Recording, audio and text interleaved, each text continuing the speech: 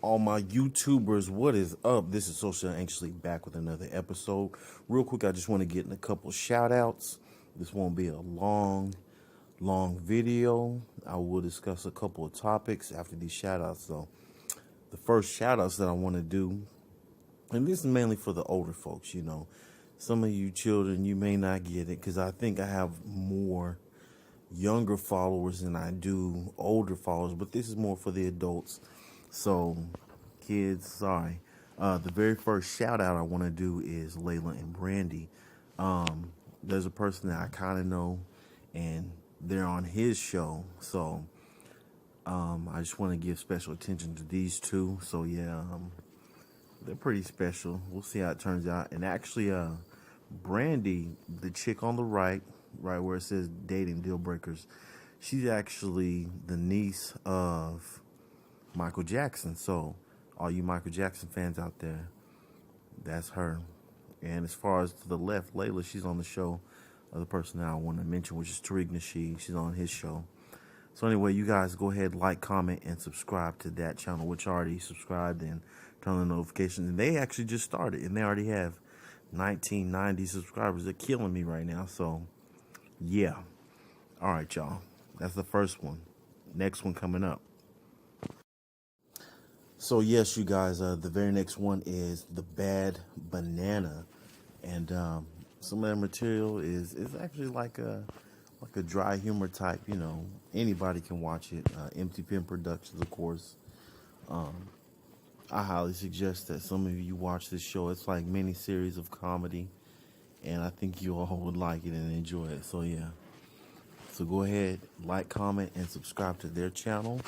Right now they have only 24 subscribers, but with time I think they'll be able to increase that for sure.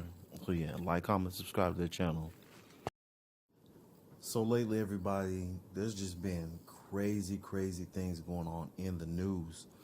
And we're talking about people like Matt Lauer, and then this end, which is Russell Simmons. It says Russell Simmons backs down after accusations of sexual assault. So people, everybody's just coming out the woodworks with, allegations of sexual harassment or sexual assault, different things like that of that nature, which is just crazy to me. But anyway, let's get into this topic. It says Russell Simmons is stepping down from his businesses after a woman accused him of sexual harassment and misconduct. Simmons, who is the founder of Hip Hop's Def Jam Records and CEO of the Rush Communications, has been accused of sexual harassment from screenwriter Janae Lumet back in 1991. Lumet reported the allegations. I think they meant reported the allegations on November 19 and gave a very descriptive encounter of the night. Lumet told reporters that Brett Ratner also knew about it because he was in on it. Simmons and Ratner both denied the allegations and said abusing women in any way, shape, or form violates the very core of my being. Simmons also released a statement of apology to the public, explaining that he would be stepping down from all his businesses and letting them be run by new executives. Here is a statement that Simmons released. I've been informed that with great anguish of Jenny Lumet's recollection about our night together in 1991. Simmons said in a statement, I know Jenny and her family and have seen her several times over the years since the evening she described. While her memory of that evening is very different from mine, it is now clear to me and her feelings of fear and intimidation are real. While I have never been violent, I have been thoughtless and insensitive in some of my relationships over many decades, and I sincerely and humbly apologize.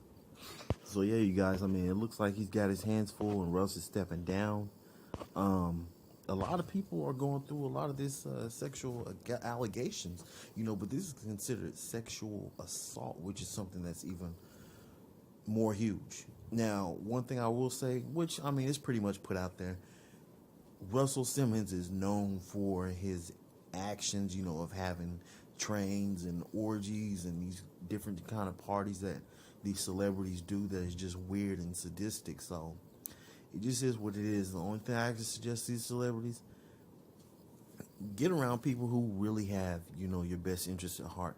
Because really, we don't know what this Lumet woman is trying to do. We don't know if somebody paid her off to, fabricate this story. I mean, we see the same thing with Bill Cosby case. A lot of those women were paid off, to lie about how he supposedly put some Quaaludes in their drink.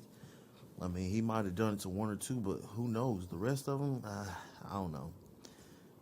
So that's one story. This next story, though, is a little bit more different and complex. So for all of you new subscribers, what I want y'all to do, or just new visitors, hit the like button, comment, and subscribe. And pretty soon, I want to have a giveaway, so be looking out for that in some of my future posts.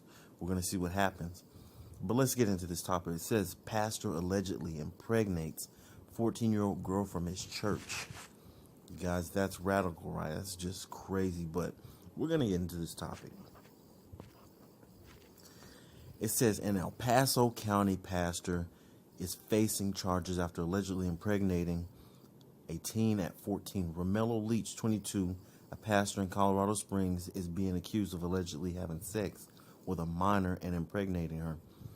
The teen girl told authorities that she had sex with Leach at least twice, once back in 2016 and once at the beginning of 2017. The mother, who took her daughter to Colorado Springs Pregnancy Center after noticing her belly getting bigger, found out that her daughter was indeed pregnant. The employee then notified police about the situation. Oh, wow. So was the employee. Okay.